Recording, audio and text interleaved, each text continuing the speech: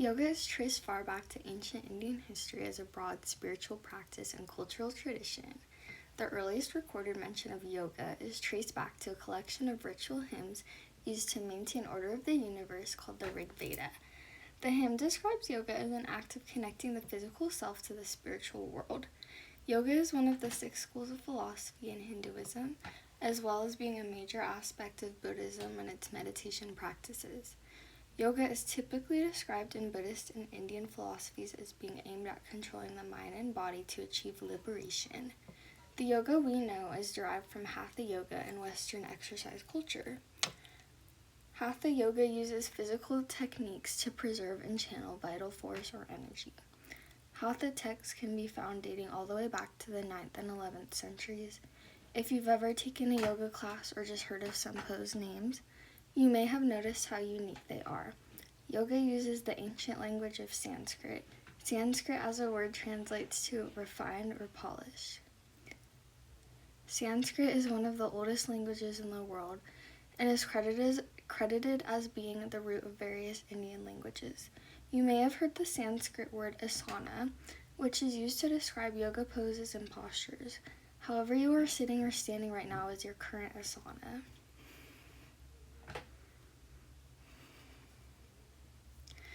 Yoga is completely customizable and has so many opportunities for modifications based on skill level, disabilities, teaching or class styles, and just whatever you're feeling like doing. There are a ton of different online and in-person classes designed for different skill levels and goals, and lots of teachers choose to include meditation practices or strengthening exercises like Pilates. You can also choose to incorporate a foam block to help you in any pose that is challenging.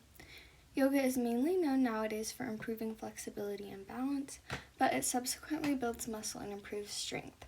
A lot of poses use different muscles, and holding them for too long will make you feel the burn and soreness you feel after working out. Even if your intention for yoga isn't to build strength or muscle, you will. Holding the poses and going through all the movements and balances uses lots of different muscles and can be very challenging like a workout. I find that the longer I consistently practice yoga, the better my balance gets because I am improving strength in the muscles used to balance in the poses. Yoga is widely used and very helpful for helping with back pain. There are a lot of poses designed to improve mobility and release tension in different parts of the back. These poses can be standing up, sitting down, or incorporated into a larger yoga sequence like a sun salutations. Sun salutations is a common yoga sequence and is nice because it works all parts and sides of the body equally. Yoga is typically taught or practiced in these sequences because it allows you to warm up before the harder poses and cool down with some easy and longer held poses after. Chair yoga is also super popular because of how easy and accessible it is. There are a ton of poses designed for people who want to do them at work to relax or help with aches from sitting too long. This can be as simple as neck rolls, shoulder rolls, or using the chair to twist and stretch your back.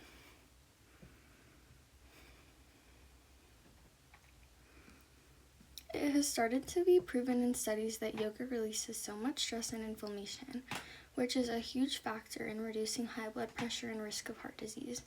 Clinical trials prove that yoga's mind and body practices are great for treating depression, anxiety, symptoms of schizophrenia, post-traumatic stress disorder, and even ADHD.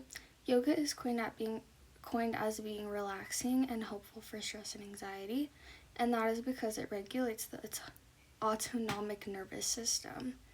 Yoga is proven to decrease levels of stress hormones, boosting mood and reducing stress and tension.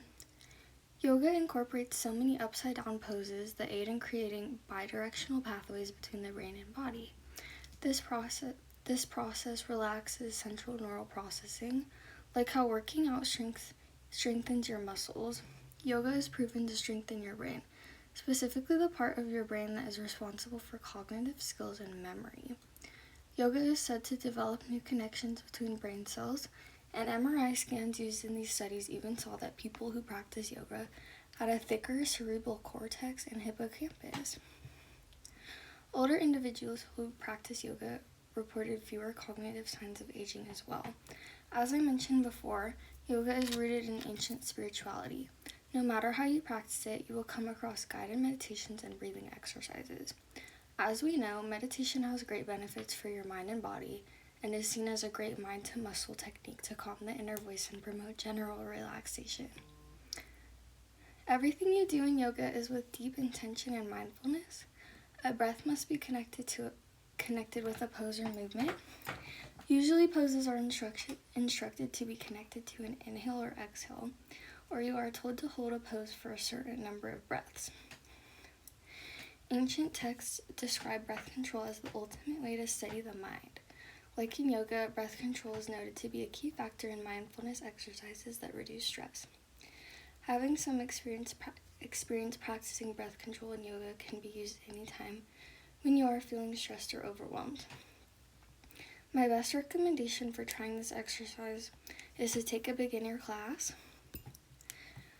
or to put on an easy guided YouTube video. The YouTube videos are great because there is a large variety of videos based on skill level or intention.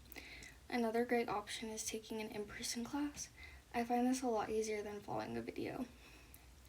Do Yoga Outside does pretty cheap classes here in Bend, and I really enjoyed Yoga with Adriene on YouTube. Thank you. And then here are my sources.